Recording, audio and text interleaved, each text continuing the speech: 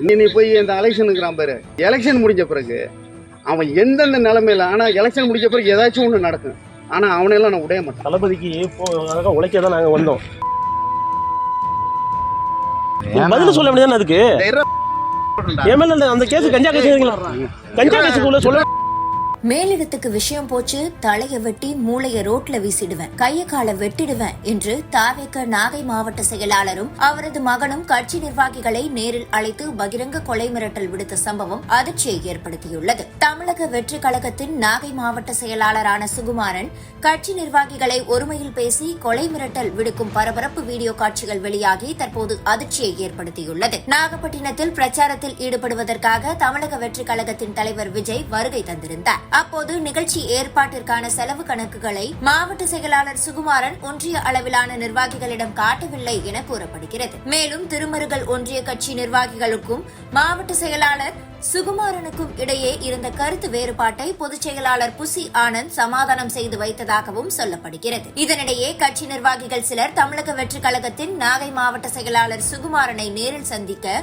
நாகப்பட்டினம் சென்றுள்ளனர். அப்போது தன் கட்சி நிர்வாகிகளை மாவட்ட செயலாளர் சுகுமாரன் மற்றும் அவரது மகன் ரொனால்டோ உள்ளிட்டோர் வெளிப்படையாகவே மிரட்டியுள்ளனர். பொதுச் செயலாளரிடம் புகார் செய்தால் கொலை செய்து தலையை வெட்டி மூளையை ரோட்டில் வீசிடுவேன் என்றும் 2000 பேருடன் ஊருக்குள் நுழைந்து உங்கள் கால்களை வெட்டி கொலை செய்வேன் எனவும் ஆபாச வார்த்தைகளால் திட்டியும் பேசியுள்ளார். தேர்தல் முடிந்து கட்சி நிர்வாகி அலெக்சின் கால்களை வெட்டுவேன் எனவும் பகிரங்க கொலை மிரட்டல் விடுத்ததோடு கீழே தள்ளிவிட்டு நிர்வாகி ஒருவரை தாக்கி ரகளையில் ஈடுபடும் காட்சிகளும் வெளியாகி தற்போது பரபரப்பை ஏற்படுத்தியுள்ளது. சீக்கிரம் வாடா, இந்த வந்து இங்க நிக்கிறானே, என்ன நீ இது வரைக்கும் இல்லாம இப்ப என்ன கருமாயி நைட் என்ன இன்னைக்கு என்ன கருமாயி? நீ போய் இந்த எலெக்ஷனுக்குறான் பாரு, நான் நல்லா கேட்டுக்க, நான் இன்னைக்கு நாளை நீங்க குறிச்ச இந்த எலெக்ஷன் முடிஞ்ச பிறகு அவன் எந்தெந்த நிலைமையில, ஆனா எலெக்ஷன் முடிஞ்ச பிறகு ஏதாச்சும் ஒண்ணு நடக்கும். ஆனா அவனையெல்லாம் நான் உடைய மாட்டேன். நீ என்னைக்கு வேணா குறிச்சு வச்சு. தளபதிக்கு உழைக்க தான் நாங்க வந்தோம். சண்டை போடுவான், உண்மையா இருந்து சண்டை போட்டுப்பான். உங்கள்ட்ட நீங்க எங்களை அறிங்க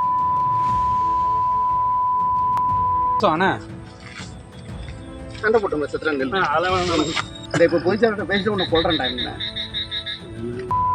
பதில் சொல்ல முடியாது. அதுக்கு அந்த கேஸ் கஞ்சா கேஸுக்குள்ள சொல்ல பதில் சொல்றேன். கஞ்சா கேஸ் சொல்ல முடியாதுங்கிறேன். கஞ்சா கேஸ் நான் என்னடா நீங்க சொல்றது?